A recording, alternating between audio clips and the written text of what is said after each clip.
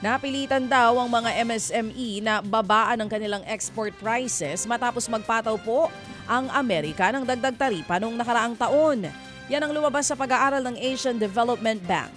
Ito daw ang paraan ng maliliit na negosyante para mapanatili ang kanilang akses sa merkado ng Amerika at relasyon sa kanilang mga buyer sa US. Pero ayon po sa pag-aaral ng ADB, nananatili man sila sa US market na kompromiso naman ang kanilang kita. Hindi raw gaya ng mas malalaking kumpanya na hindi masyado nakaramdam ng pressure na magbawas ng presyo ng kanilang produkto para lang mapanatili ang kanilang access. Suportado po ng mga magbababoy na limitahan ang pag-angkat ng pork products para makarecover ang lokal na industriya. Ayon sa National Federation of Hog Raisers, handa naman daw ang mga lokal na magbababoy na palakasin ang kanilang produksyon. Yan ay lalo't mayroon ng pondo para sa repopulation ng gobyerno. Pero matatakot daw ang mga magbababoy na palakasin ang kanilang produksyon lalo na nga't bumabawi pa lamang sila sa epekto po ng African swine fever. Kung malulugi lang din naman sila dahil bumabaha nga ang import sa merkado. Panawagan po ng grupo sa gobyerno, limitahan ang pag-angkat ng baboy at taasan pa ang taripa nito.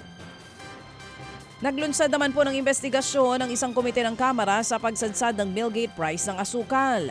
Dahil daw yan sa pag-angkat pa rin na tumataas na paggamit sa alternatibong pampatamis. Ayon sa komite, nasa 2,100 piso na lamang ang millgate price ng kada 50 kilong sako ng asukal. Mas mababa yan kumpara sa average na nagasta para sa produksyon na nasa 2,500 piso.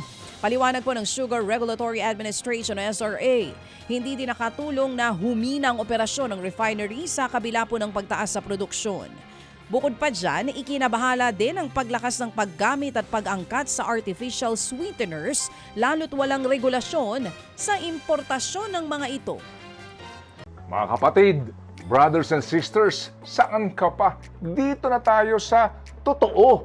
Dito na tayo sa True FM. Mga kapatid, mag-subscribe and follow po kayo sa social media accounts ng True Network PH. Yan po kami, hanapin nyo lang True Network PH, Facebook, Instagram, YouTube, TikTok, and podcast. Mapa Apple or Spotify man yan, mahahanap nyo kami. Lahat ng mga napapanood at napapakinggan nyo po sa programa, nasa social media accounts namin yan. So paano mga kapatid? See you sa social media!